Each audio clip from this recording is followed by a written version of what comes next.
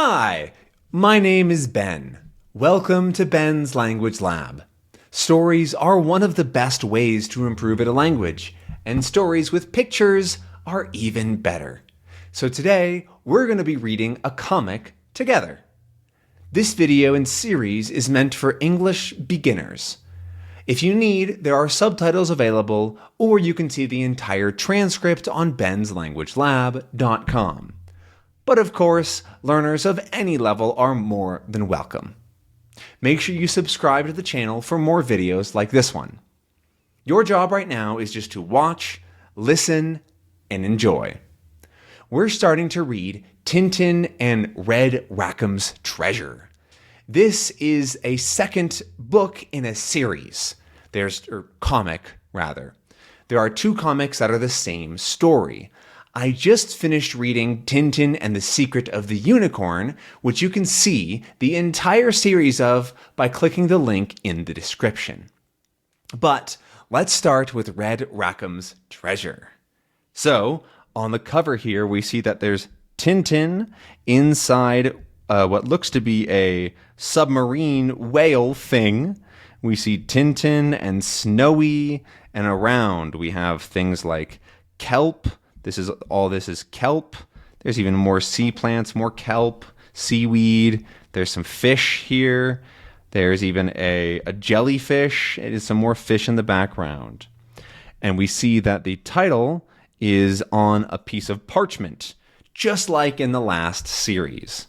So, let's get started with Red Rackham's Treasure. Arr.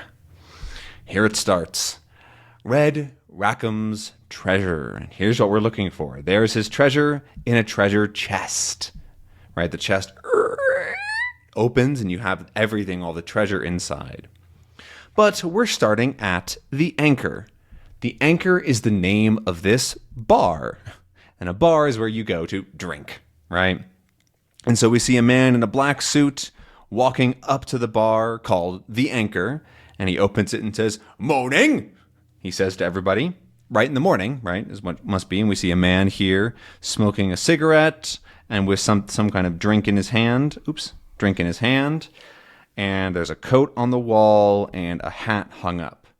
"Ahoy there, Bill," says a man off in the corner. This must be Bill, who's walking into the bar. "Good. Hello, George. How are yourself?" "Not bad. And you? Still a ship's cook?" So now the men are talking a little bit, and it looks like they're both sailors. Sailors are people that work on boats or ships. An anchor, by the way, is one of these things that you might throw down to the bottom of the ocean to anchor the ship in place. When something is anchored, it can't move. And so an anchor stops the ship from floating away. "Still the same. I'm sailing aboard the Sirius in a few days with Captain Haddock and Tintin. Know them?" "Tintin? Captain Haddock? I certainly do. There's been plenty of talk about them over the business of the Bird brothers. But Sirius? She's a trawler, isn't she? Aren't you going fishing? Are you going fishing?" he asks. And so we're getting a little bit of backstory on what's happening. So we remember from last time that they're going to go on a boat called the Sirius, which is a trawler. And after all that business with the Bird brothers, right? Business can be like money, where you buy and sell things, right? You pay with money for services. But also business can be happenings between people or events, right? So this is the business of what happened, right? So you might also hear somebody say, "Mind your own business," right? That's your own business, not mine, right? Or keep to your own business, basically. And so, they're renting a trawler called the Sirius. A trawler is a slow boat that is meant for looking for things or for fishing. And then he says, "Yes, but it's not ordinary fish we're after. It's treasure," he says. "What's that you say?" says the other man. "They're looking for treasure?" Then we see a man here with a hat and a big coat. He's drinking something. He's taking notes. He's writing things down, right? He's taking notes. and he also has a cigarette in his mouth. And the man says, "Well, it's like this. There's a treasure that belonged to a pirate, Red Rackham, who was killed long ago by Sir Francis Haddock aboard a ship called the Unicorn. Tintin and Captain Haddock found some old parchments, ... written by Sir Francis, who escaped from the ship. They know just where the Unicorn sank, and I'll tell you the rest later. These walls have ears," he says. And so he's telling the man about what happened and what they're going to do. They're looking for treasure, how they found it, yada, yada, all this stuff. But then at the end, he says, "I'll tell you the rest later. These walls have ears." He doesn't mean the literal walls, right? Here's the wall, and like, here's my wall. Not talking about the literal walls having ears. It's a phrase or a saying to talk about this place has people listening, right? And so this guy is listening to their conversation. And so he says these walls have ears because it's like this bar, the anchor, has people listening to our conversation. He's not necessarily saying that this person literally has ears. He's saying these people are listening to our conversation.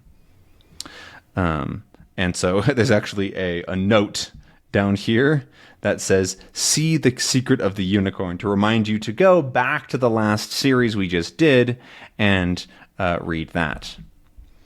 So now we're in the next day. So the next day, we are starting with, we see Haddock again. Here he is. And this man is reading the newspaper, and we see somebody yelling, "Daily Reporter, Daily Reporter." That's the newspaper. He's selling newspapers. And so Haddock comes by and says, "Here," and hands him some money. "Thanks. Daily Reporter, read all about it," he says. And that's a phrase you might hear when people are trying to get you to buy something with news, because you can read all about what happened. "Thundering typhoons, billions of blistering barnacles." He's reading the newspaper and he's cursing. What happened? What does it say? He's walking with the newspaper held very close to his face. He's walk, and whap! Smacks right into a pole, a pole with lots of advertisements on it. And then it says, "Read the Daily Reporter for news which hits you." Which is funny because he's reading the Daily Reporter and he just got hit by a pole, or he walked into it. "They're all alike, these journalists. I wonder what Tintin will say about this." And so now his head hurts and he's reading something about Tintin and Haddock, it appears. I also just noticed he has an anchor on his shirt. That is an anchor on his shirt. It's not a letter I, it's an anchor like this. Or it's the top part's a little smaller. There we go. It's an anchor on his shirt. And so now we see that we're going back to Tintin's place, and he says, "Journalists, they're always the same. We could have done without all this publicity." Publicity is when people in the public know about what you're doing. And journalists are people that write about news. Whoops, that is not the word journalists. And so he's saying that journalists are always doing the same thing. They're writing stories, right? And they didn't want this publicity. They didn't want everybody to know what's going on with them. So now here we have the news article. "Red Rackham's treasure. The forthcoming departure of the trawler Sirius is arousing speculation in seafaring circles. Despite the close secrecy which is being maintained, our correspondent understands that the object of the voyage is nothing less than a search for treasure. This treasure, once the hoard of the pirate ship Red Rackham, lies in the ship Unicorn, sunk at the end of the 17th century. Tintin, the famous reporter whose sensational intervention in the bird case made headline news, and his friend Captain Haddock have discovered the exact resting place of the Unicorn." So basically, it's everything that happened in the last story is now public for everybody to know. Some good words in here. Forthcoming are something that is coming in the future, right? So go forth is go forward, basically. Departure, right, is leaving. So the upcoming or the leaving of this ship that is coming soon arouses speculation. To arouse is to bring up, right? So there was no speculation before, and now it's starting to happen. Speculation is when people make guesses or they try to figure things out about something. So they're wondering, how did they find the exact location? What is the treasure? That's all speculation. You don't know for sure, so you're guessing. Seafaring circles. A circle literally is one of these things, right? That's an oval. A circle literally is this, right? That's a circle. But a circle of people is a group, right? And so it can be a larger group, right? So a circle of English, in the English learning circle would be everybody that's learning English should have, online or as a community, would be in a circle. Seafaring is a person that goes to sea. And so a seafaring circle are people that work on boats, that cook, people that own boats, that sort of thing, right? Anybody that works around the sea and might be a sailor. Excuse me. Despite the close secrecy, which is being maintained, so they're trying to keep things secret, right? Our correspondent understands that the object of the voyage, so correspondent is just a fancy way of saying the journalist, right? The person that told him this. That the object of the voyage is nothing less than a search for treasure. The purpose, what they're looking for, what they're doing is searching for treasure. This treasure wants the hoard of the pirate Red Rackham. A hoard is what somebody collects, right? All of somebody's stuff. Usually it's a lot of it because they like having more stuff. It's in the Unicorn, we know this, which sunk, we also know this. And Tintin and Captain Haddock found it, and they made sensational, Tintin has sensational, or Tintin is, what? I just can't read, sorry. Whose sensational intervention in the bird case, I was reading the same line. Sensational is amazing, wonderful, awesome. Intervention is what they were doing. They were intervening. They were getting in the middle of things. They were learning about the bird case. And they made headline news. Headline news this is a headline, so like the title of something. But headline news is the biggest title on the page. So when you open up the newspaper, you see the headline news right there. Because they discovered the exact resting place of the treasure. And so, of course, people are going to come knocking. Ring, ring. This man rings the doorbell. Ooh, we have to go to the next page now. And then he opens the door. Mr. Tintin? Yes? Mr. Tintin, I see from this morning's paper that you are going to try and find Red Rackham's treasure. Is that so? He says. So he's asking about the newspaper. Is it true? Is that so? Tintin says, yes, it is, but good. In that case, I shall accompany you. As for the treasure, I shall be satisfied with half share. Here is my card. And so this man wants to go with them. He wants to accompany them on the trip, go with them on the trip to look for the treasure. And he'll be satisfied, he'll be okay with a half share. That's half the treasure, right? 1 out of 2, 1/2, right? So here's all the treasure. He wants half of it. He came up to Tintin, has done nothing yet, and says, I would like half, please. And Tintin looks at his card, which is his business card. I don't think I have a business card, but it has your information, your name, your phone number, what you do, that sort of thing. So Tintin looks at it and he goes, Is that really your name? So it seems, young man. So Tintin recognizes his name. He knows his name. His name must be something famous or well-known. Look, Captain, he says, giving Captain the card. Blistering barnacles, he says. His name is Red Rackham. But if I'm not mistaken, sir, your name is simply Red Rackham. Simply Rackham. Red is just a nickname. In which case, I see no connection between you and Red Rackham the pirate. And so it seems like this man is trying to claim that he is related to the original Red Rackham, so the treasure does belong to him. Then we hear another ring, ring. Mr. Tintin, I demand my share of the treasure. I am Red Rackham's sole descendant. Excuse me, I am... he's not, I am. It's me. Don't listen to him, I'm the one. I am, and here's my family tree, says this man with a family tree here. And so these are all people claiming to be related to Red Rackham, meaning that part of the treasure is theirs, which probably isn't true. I don't believe any of it. And then then Captain Haddock says, "Leave this to me. We'll soon see if there's a real Rackham among the crew." And then he says, "You're all descendants of Red Rackham, are you? Good.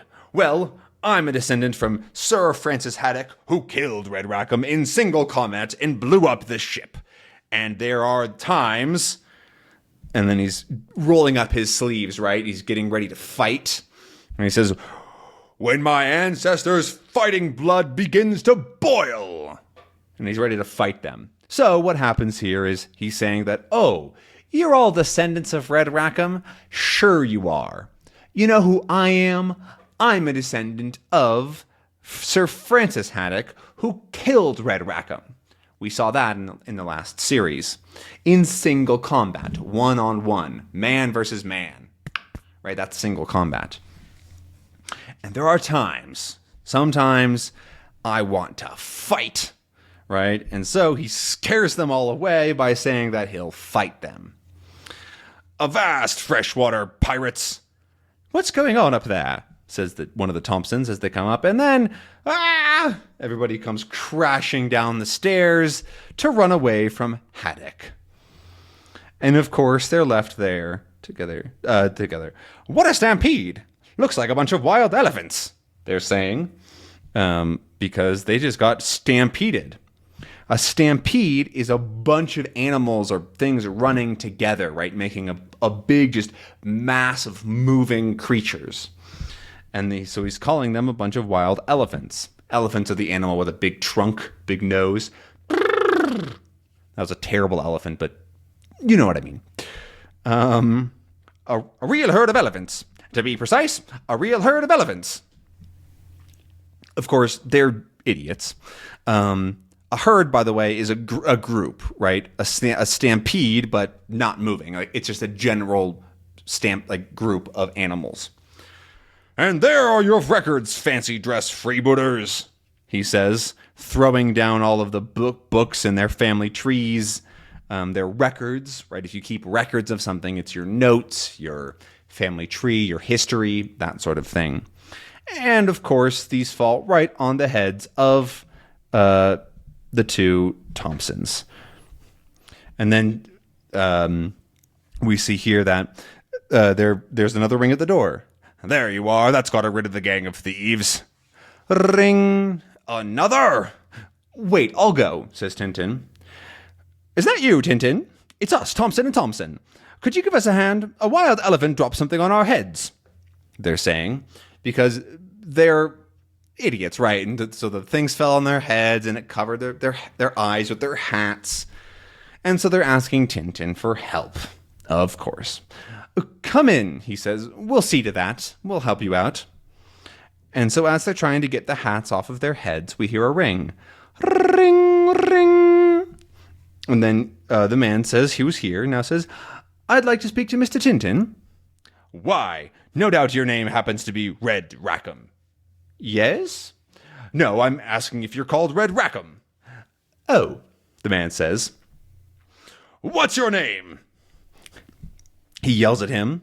"Please speak a bit louder. I'm hard of hearing." Sorry, that's not Haddock yelling. He says, "Please speak a bit louder. I'm hard of hearing." "Your name," he says, very loudly. "Gone away? What a pity. Never mind. I'll come again. I particularly wanted to speak to Mr. Tintin himself," he says. But we're going to have to figure out why he wants to talk to Tintin, why Tintin is so important to this deaf man. Deaf means he can't hear, because that's why he heard this, right? He heard, "Gone away? after your name. So he's deaf. But we're going to have to figure out why he wants to talk to Tintin in the next episode. We're going to leave it there for today. Thank you so much for watching and enjoying this first episode of Red Rackham's Treasure. Make sure to subscribe so that you'll see the next episode when it comes out in a few days. Remember, there are transcripts for everything on benslanguagelab.com. I'll see you in the next one. Bye!